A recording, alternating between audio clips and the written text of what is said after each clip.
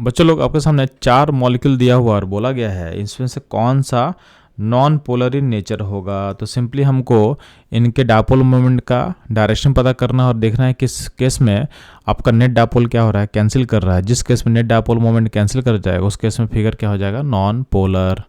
तो चलते हैं इनके स्ट्रक्चर पे। तो ना NO2 में ध्यान देना, आपका जो डायपोल का डायरेक्शन है मेंशन किया हुआ है और ये आपको पता है कि नेट डायपोल क्या होगा, कुछ ना कुछ डाउनवर्ड की तरफ होगा। तो नेट डायपोल इसमें कैंसिलेशन अलाउड नहीं है, ठीक है। PuCl3 में क्या है कि आपका अलग अलग एटम इन्वॉल्व है। तो इस एटम में क्या होगा कि O का डायपोल ऊपर होगा, बाकी Cl का डायपोल इस डायरेक्शन में होगा, क्योंकि फॉस्फोरस से सारा एटम क्या है, ज़्यादा अल्टरनेटिव है। तो अल्टीमेटली आपका चूंकि सारा वेक्टर सेम नहीं है, सारा वेक्टर आपका सेम नहीं है, तो नेट डायपोल कैंसिल नहीं करेगा, P नेट डायपोल आपका कैंसिल नहीं करेगा, ठीक है। तो इसका ये क्या हो जाएगा, आपका पोलर फिगर हो जाएगा। SbCl5 यानी यहाँ पे क्या है, यहाँ पे आपके पास दिया हुआ है COH यानी CH2O। तो इसमें क्या है कि आपका C और H में H का डायपोल अपवर्ड होगा और O का डायपोल भी अपवर्ड होगा, तो नेट डायपोल ऊपर एड अप हो जाएगा। तो ये भी नेट डायपोल क्या हो रहा है, कैंसिल नहीं कर रहा है, यानी सिस्टम क्या होगा, पोलर होगा। SbCl5 का बात करते हैं तो SbCl5 का जो शेप होता है ट्रायगोनल बाइपिरामिडल। इसमें क्या होता है, आपका सारा 3 एटम क्या होता है, 3 एटम इक्वेटोरियल पोजीशन में होगा क्लोरीन का, और 2 एटम क्या होगा, एक्सियल पोजीशन में। तो एक्सियल पोजीशन का जो वेक्टर्स है, डायपोल मोमेंट है, कैंसिल करेगा अपवर्ड डाउनवर्ड, और तीनों वेक्टर जो इक्वेटोरियल पोजीशन में है उनका चूंकि डायपोल मोमेंट इक्वल है और इक्वली इंक्लाइंड है और सेम प्लेन में है, तो क्या होगा, कैंसिल कर लेगा।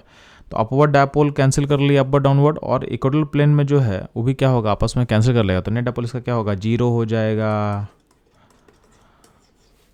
यानी ये सिस्टम क्या हो जाएगा, non polar.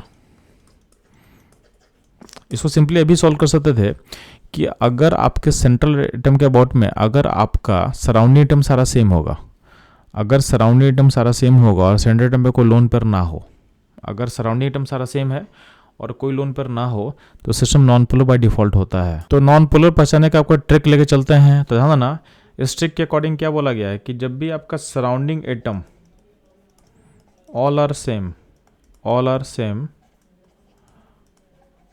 with same type of bond और सेंट्रल एटम के ऊपर